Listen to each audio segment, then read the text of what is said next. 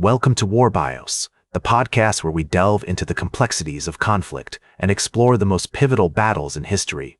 I'm your host, General Biography, and today we're going to examine one of the most infamous battles of World War II, the Battle of the Bulge.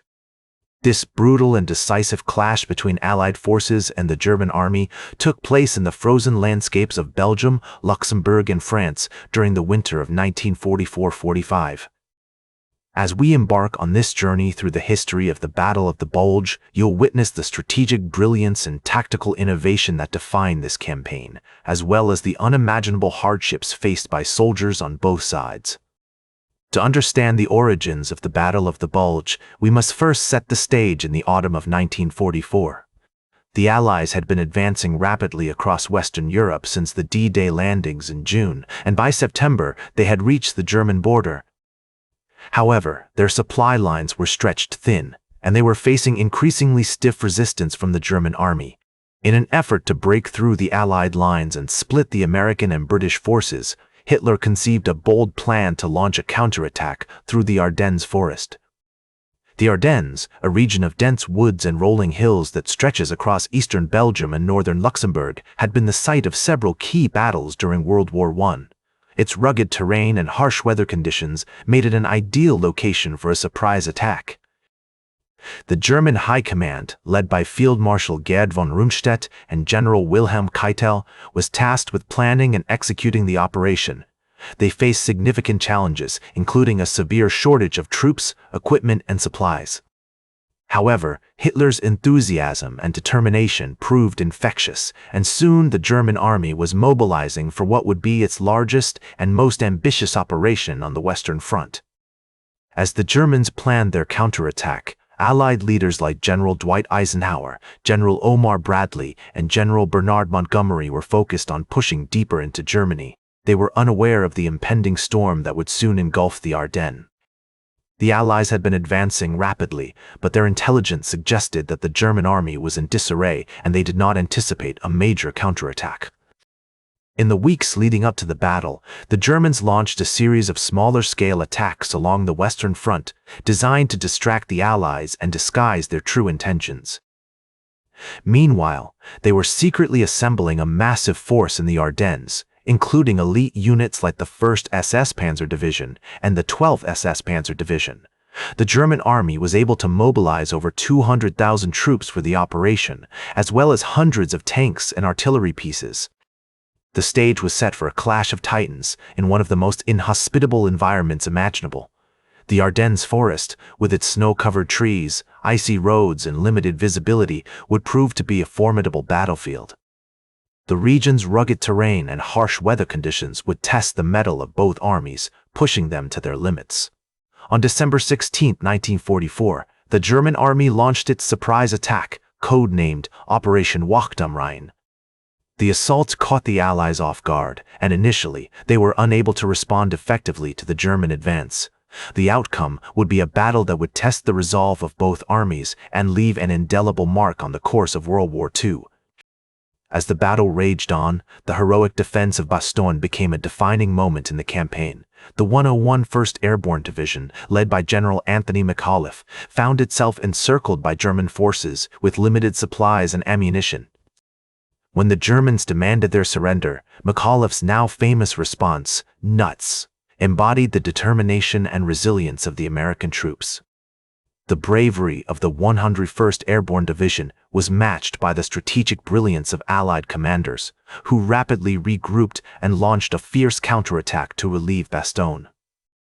General George Patton's Third Army played a crucial role in this effort, driving north through the icy roads and snow-covered terrain to reach the besieged city. Meanwhile, the Germans were facing their own set of challenges. Their initial advance had been swift, but it was also costly, with significant losses in men and equipment. The harsh weather conditions and rugged terrain of the Ardennes forest made it difficult for them to maintain their momentum, and their supply lines were stretched thin. As the Allies gained strength and coordination, they began to push back against the German army. The 1st SS Panzer Division, one of the elite units leading the German charge, found itself facing stiff resistance from American forces near the town of St. Vith. Despite being outnumbered, the Americans held their ground, buying time for reinforcements to arrive and ultimately forcing the Germans to retreat.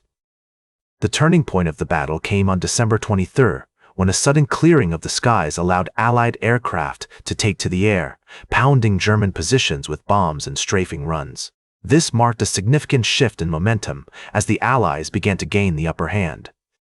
As we explore this pivotal moment in the Battle of the Bulge, it's essential to remember the unimaginable hardships faced by soldiers on both sides. The freezing temperatures, lack of food and shelter, and constant bombardment took a devastating toll on troops, with thousands suffering from frostbite, hypothermia, and other cold-related injuries. Despite these challenges, the Allies persevered, driven by their determination to defeat the German army and bring an end to the war. As the battle drew to a close, it became clear that the Germans had suffered a crushing defeat, with over 100,000 casualties and significant losses in equipment and materiel. The Battle of the Bulge was a testament to the bravery and resilience of soldiers on both sides, as well as the strategic brilliance of Allied commanders. The aftermath of the Battle of the Bulge was marked by significant consequences for both the Allies and the Germans. The German army had suffered a crushing defeat, with over 100,000 casualties, including 12,000 killed, 38,000 wounded, and 30,000 captured. The loss of experienced soldiers, equipment, and materiel would severely weaken the German army's ability to resist the Allied advance in the final months of the war.